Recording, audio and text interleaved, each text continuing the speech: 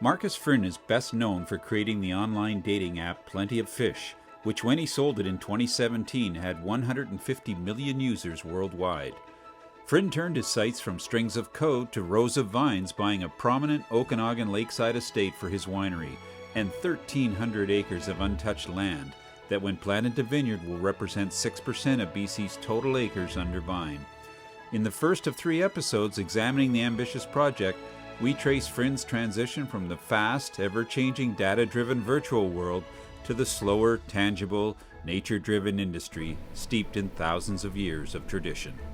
Well, Marcus, you started out in the tech business. You moved to the wine business. Did you feel like they were similar at the time, or? Well, certainly not at the time. I grew up on a 1,200-acre farm, and I spent 18 years there before going to the city and getting into tech. So I'd had the farming background, waking up, feeding the pigs every morning, getting the chicken eggs, and we grew a lot of crops. So for me, going from tech back to vines was not a big deal. For me, it was more, I've built all these virtual companies, these giant online companies, but they're all virtual. There's no physical aspect to them. And with wine, you can walk out into the vines, see them, touch the vines. They're real. When you're virtual, these companies, they come and go, and it's like building a sandcastle on the sand. The waves come in and take away the castle. But with wine, and with anything physical really, it's there for a while. After this beginning for Frind, is there something that has really surprised you now about the wine business that coming out of the tech business or just coming out of a different walk of life that's really changed the way you think? How incredibly slow everything is, how bureaucratic it is to build anything. So in the tech business, I say, I want to do this. It should be done by tomorrow, or maybe at the latest, maybe in a week from now. In the wine business, you want to try a new wine technology or something, well, you better order it in March so you can be sure it'll arrive by September when you want to use it. And in the wine business, you've got one chance a year to produce wine, and if you don't get it just right then, well, you don't have another chance. You got to wait till the following year. If someone came in from the wine business to the tech business and started talking about romance to you in the tech business, would you be opening to listening to that too? It's kind of like the reverse question, I think.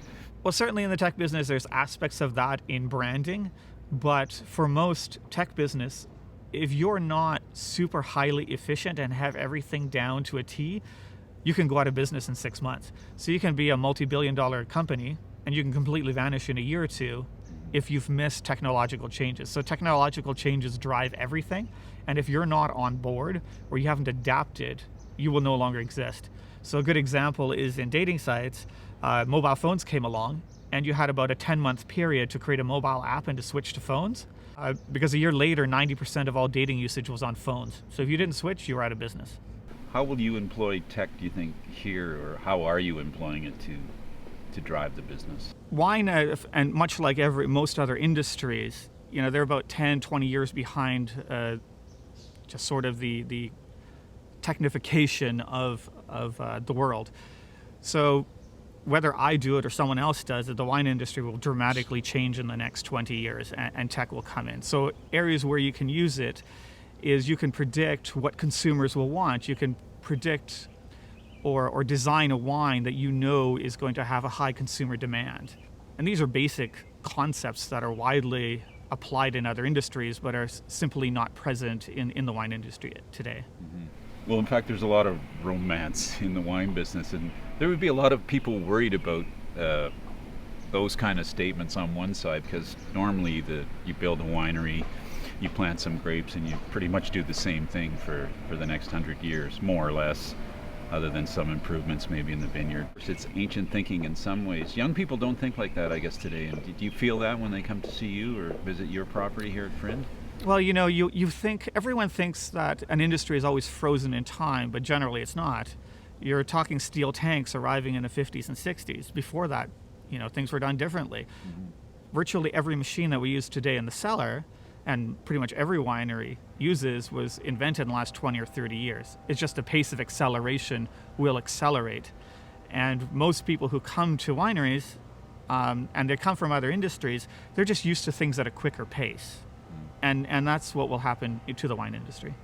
When I started, I read a couple hundred research papers. I looked at what makes wine, how it's made, what things impact it, and then I researched all this obscure equipment from all over the world, brought it in, and started experimenting with and tinkering at how it would affect wine.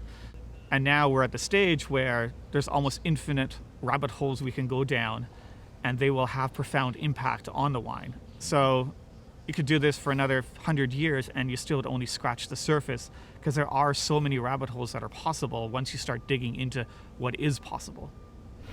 I met you a couple of years ago. You sort of described what you were going to do. Are you doing that now, or did it change already? And what do you think about where you are right now?